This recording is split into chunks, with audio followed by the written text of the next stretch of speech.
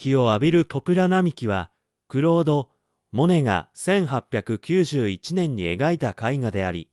松方コレクションに含まれ、現在は国立西洋美術館に収蔵されています。この作品は、モネの代表的な風景画であり、彼の芸術的な探求と印象派の美学を理解するための重要な作品です。以下では、この作品の背景、技法、内容、意義などを詳しく説明します。クロード・モネ1840年、1926年はフランスの画家であり、印象派の創始者の一人として広く認識されています。印象派は19世紀後半のフランスで発展した芸術運動で、自然や日常生活の瞬間的な印象を捉えようとするものでした。モネの作品は光と色の変化を表現することに重点を置き、従来の絵画技法からの脱却を試みました。日を浴びるポプラ並木は、モネが1891年に描いた一連のポプラ並木を題材にした作品群の中の一つです。これらの作品は、フランスのノルマンディー地方に位置するポプラ並木が描かれています。モネは、これらのポプラ並木のシリーズを通じて、同じ風景を異なる時間帯や天候の条件で描くことに挑戦しました。特に1890年代の初頭は、彼が光と色の変化を探求する過程での重要な時期であり、多くの風景画がこのテーマを扱っています。日を浴びるポプラ並木もそのシリーズの一部であり、特に日光に照らされたポプラ並木の光景が描かれています。この作品は、モネが光の効果を強調し、自然の美しさを称えるために特に注意深く描かれたものです。モネの日を浴びるポプラ並木は、彼の印象派技法が顕著に現れた作品です。モネは短い筆色を用い、色を重ね合わせることで風景の中の光や影の微妙な変化を捉えました。この技法によって画面全体が動きとリズムを持ち、自然のリアリズムではなく、視覚的な印象を強調しています。この作品では、ポプラの木々が直立し、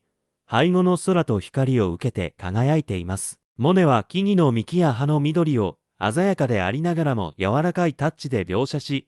光が葉を透過している様子をリアルに表現しています。光の効果を捉えるために、画面全体にわたって色彩が豊かに使われ、色のコントラストや透明感が巧みに表現されています。モネはまた、空気の中の光の拡散を描くことで、ポプラ並木の背後に広がる空間を強調しています。青空に漂う雲と木々の間から漏れる光が全体に統一感を持たせながらも自然の変化を感じさせるための重要な要素となっています。日を浴びるポプラ並木は、ポプラの木々が画面の中央に描かれており、木々の上には広い青空が広がっています。画面の下部には、ポプラの木々の根元がしっかりと描かれ、豊かな緑の葉が太陽の光を浴びています。この構図は自然の力強さと美しさを伝えるものであり、また視覚的な深みと広がりを感じさせるものでもあります。ポプラの木々は直立しながらもその葉の動きや光の反射によって画面全体にダイナミズムをもたらしています。これにより静的な風景画でありながらも